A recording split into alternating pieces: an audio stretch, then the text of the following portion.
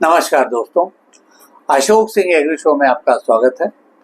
मैं हूं आपके साथ अशोक सिंह। ARS यानी एग्रीकल्चरल रिसर्च सर्विस भारत में ICAR और ASRB के अंतर्गत कृषि वैज्ञानिकों की भर्ती का प्रतिष्ठित माध्यम। इसका मुख्य उद्देश्य उच्च गुणवत्ता वाले वैज्ञानिकों को अनुसंधान संस्थानों, कृषि विश्वविद्यालयों और ICAR के शोध केंद्रों में नियुक्त करके देश की कृषि अनुसंधान व्यवस्था को मजबूती प्रदान करना है। ARS से जुड़ा करियर सीधे शोध, फील्ड ट्रायल, तकनीक विकास, नीति समर्थन और किसान संप्रेषण से संबंधित रहता है।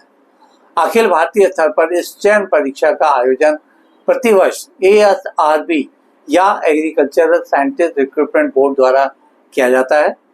एपिसोड शुरू करने से पहले आपसे एक बार फिर से आग्रह करना चाहेंगे कि इस वीडियो को अंत तक अवश्य देखें ताकि आप भी इसमें दी जाने वाली जानकारियों का भरपूर लाभ उठा सकें।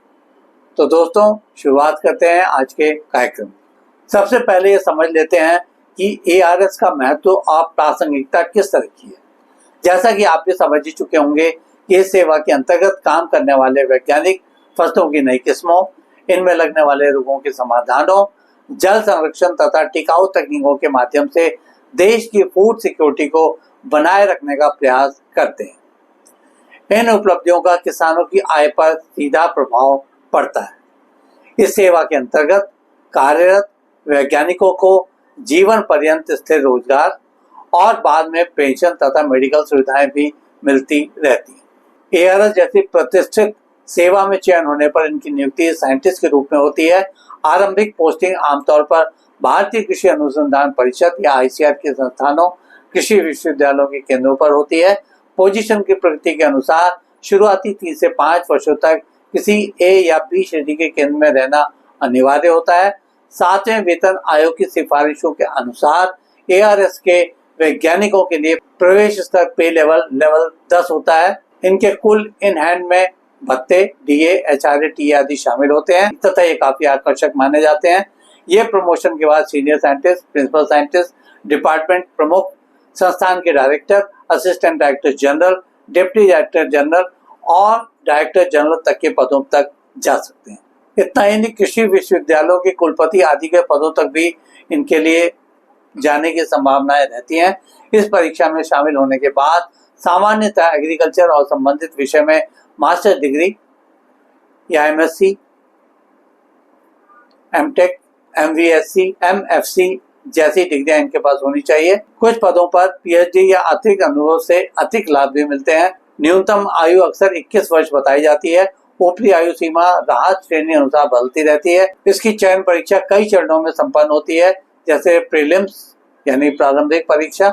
इसमें सामान्यतः एक कंप्यूटर आधारित अथवा ऑनलाइन बहुविकल्पी मल्टी चॉइस क्वेश्चन परीक्षा में शामिल होना होता है। यह क्वालिफाइंग स्क्रीनिंग चरण होती है। इसमें सफल प्रत्याशियों को मेन यानी मुख्य परीक्षा में शामिल होने के लिए आमंत्रित किया जाता है। यह परीक्षा डिस्क्रिप्टिव पेपर के रूप में होती है, जहां विषय विशेष, डिसिप्लिन स्पेसिफिक और सामान्य विज्ञान भाग शामिल होते हैं। इसमें सफल युवाओं को वाइवा या इंटरव्यू के लिए बुलाया जाता है। इसमें एकेडमिक प्रेजेंटेशन, शोध क्षमता, पब्लिकेशन और संलग्न विषय पर विशेषज्ञों की पैनल द्वारा इंटरव्यू किया जाता है। अंतिम चयन विज्ञापित रिक्तियों के अनुसार मेरिट आधारित होता है। अब इस परीक्षा के पैटर्न और इसके सिलेबस पर भी एक नजर डालते हैं। इसकी प्रीलिम्स परीक्षा में लगभग 150 प्रश्न होते हैं और इसकी अवधि 2 घंटे तक होती है। हर गलत उत्तर पर नेगेटिव मार्किंग यानी कि 1/3 हर गलत उत्तर पर नेगेटिव मार्किंग का प्रावधान है। प्रश्न सामान्यतः कृषि, जीव विज्ञान, रसायन, जनरल एबिलिटी तथा डिसिप्लिन रिलेटेड हो सकते हैं। मेंस में पार्ट ए सामान्य तथा पार्ट बी और सी विषय विशेष पर आधारित होता है। इनमें विषयगत विशेषज्ञता भी जरूरी पड़ती है। इतना ही नहीं, लेखन क्षमता तथा समाधान प्रस्तुति पर भी जोर दिया जाता है। वाइवा या साक्षात्कार में एकेडमिक विषय, शोध, अनुभव, परियोजना योग्यता तथा कृषि के वर्तमान परिदृश्य पर चर्चा की जाती है। इस परीक्षा में शामिल होने से कम 2 वर्षों पूर्व से तैयारी शुरू कर देनी चाहिए, तभी सफलता की गुंजाइश बढ़ती है। पूर्व वर्षों के प्रश्न पत्र, विषय विशेष टेक्स्ट बुक और ताजा विषयों पर जनरल पेपर्स का अध्ययन जरूरी है। इस परीक्षा के लिए गहन तैयारी जरूरत पड़ती है।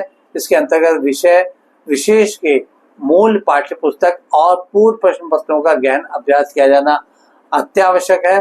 इसकी तैयारी के लिए नियमित फील्ड नोट्स, पब्लिकेशन और हालिया जर्नल आर्टिकल्स का रिव्यू किया जाना चाहिए। मेंस के लिए लिखित प्रश्नों का समयबद्ध अभ्यास और सारांश लेखन की आदत डाल लेनी चाहिए।